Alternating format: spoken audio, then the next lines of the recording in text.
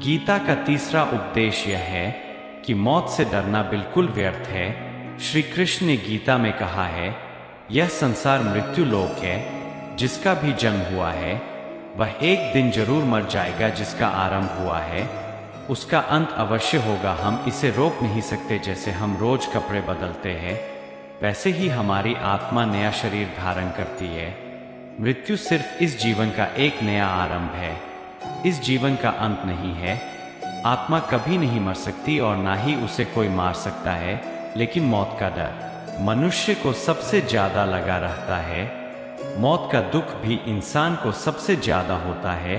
एक पेड़ में दो पक्षियों का जोड़ा रहता था। उन दोनों को एक दूसरे से बहुत प्रेम था। उन्होंने साथ जीने मरने की कस्में खाई थी। एक दिन वहां एक शिकारी आया और उसने एक तीर चलाकर वहां पेड़ पर बैठे मादा पक्षी को मार दिया। तो वो अकेला नर पक्षी रोने लगा कि मैं तुम्हारे बिना कैसे जी पाऊंगा। तुम्हारी जगह मेरी मृत्यु आ जाती, मेरा जीवन तुमको मिल जाता। वो रो रो के बहुत विलाप करने लगा। इतने में ही उस शिकारी ने दूसरा तीर चलाया और उस नर पक्षी को भी मार दिया।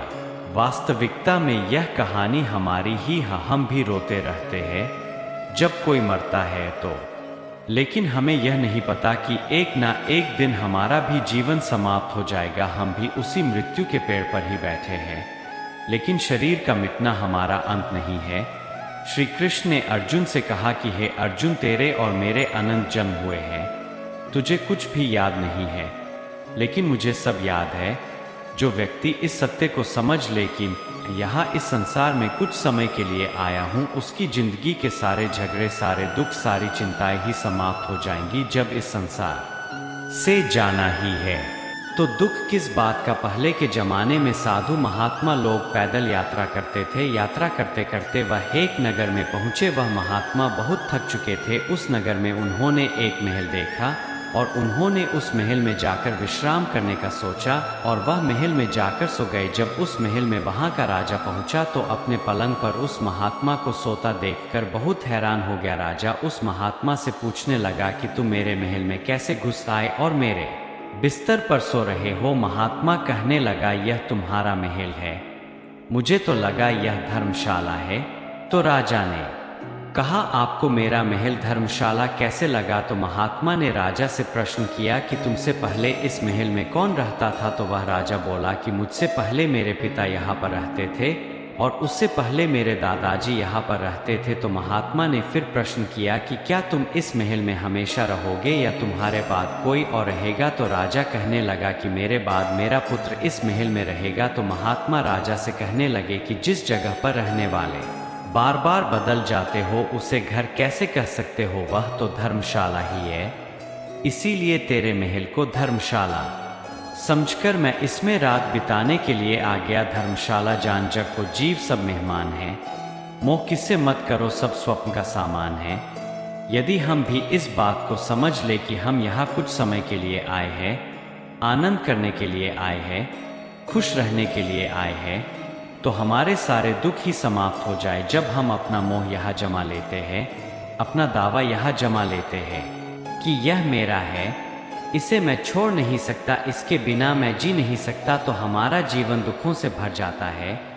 इसलिए जीवन में मृत्यु का भय त्याग करके जीवन का प्रतिपल आनंद लेना चाहिए। गीता का चौथा उपदेश, मन और विचारों को कंट्रोल किए बिना जीवन में कभी शांति और सुकून मिलने वाला ही नहीं है।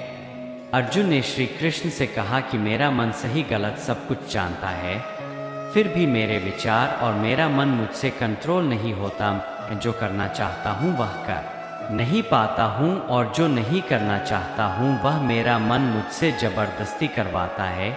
इसीलिए मैं बेचैन हो गया हूँ, मुझे शांति प्राप्त नहीं हो रही। तो श्री कृष्ण ने अर्जुन से कहा, उसके लिए तुझे अपने मन और विचारों से डिटैच होकर अपने मन और विचारों को सही दिशा में ले जाने की प्रैक्टिस करनी होगी, अभ्यास करना होगा। और यह एक दिन का काम नहीं है। जब तक तू अपने मन और विचारों की गुलामी का त्याग नहीं करता तब तक तुझे जीवन में कभी शांति नहीं मिलेगी। एक राजा था, वह बहुत बेचैन और परेशान रहता था। एक दिन वह अपने गुरुजी के पास गया और उनसे कहने लगा कि मेरा मन बहुत बेचैन है, मैं बहुत परेशान हूँ, मैंने पूरे संसार को जीत लिया है, सब कुछ है, मेरे पास, पर मैं खुश नहीं हूँ, मेरे मन में सुकून नहीं है, शांति नहीं है।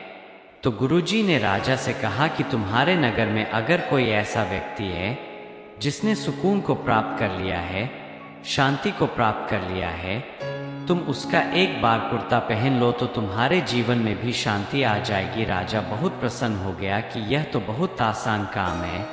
वह अपने राजमहल में आया और राजसभा में वह सबसे कहने लगा कि आप लोगों में से जो भी शांत हो चुका हो, जिसे सुकून मिल गया हो, वह अपना कुर्ता मुझे दे दे, वो बदले में जितना भी धन मांगेगा मैं उसे दे दूंगा। सब लोग एक दूसरे का मुंह देखने लगे। पैसों का लालच आया, लेकिन सबको एक दूसरे की सच्चाई पता थी, क्योंकि किसी की जिंदगी में भी शांति और सुकून नहीं था। सब अपना सर झुकाकर वहां पर खड़े हो गए। फिर उस राजा ने पूरे नगर में ढंढोरा बटा दिया कि जिसे भी शांति प्राप्त हो चुकी हो, सुकून प्राप्त हो चुका हो, वो मेरे पास आकर अपना कुर्ता दे दे। वो जितना कहेगा उसे उतना ही धन दिया जाएगा। लेकिन एक भी व्यक्ति ऐसा नहीं मिला जिसे शांति प्राप्त हो चुकी हो। वास्तविकता में जब कोई मरता है तब हम कहते हैं कि वो फला व्यक्ति आज शांत हो गया। कभी किसी जिंदा इंसान के लिए नहीं सुना कि एक जीता जागता इंसान शांत हो गया है।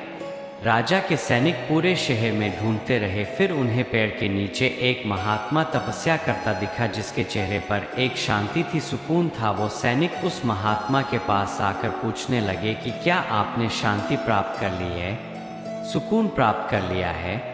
महात्मा ने कहा, मैं पूरी तरह से शांत हूं। तो सैनिक उसे राजा के पास ले आए। राजा ने उस महात्मा से प्रश्न किया कि क्या आपको शांति और सुकून प्राप्त हो चुके हैं? माँ कहने लगे, महाराज मैं पूरी तरह से शांत हूँ, मुझे कोई चिंता नहीं, मुझे किसी चीज की लालच नहीं, मुझे कोई इच्छा नहीं है।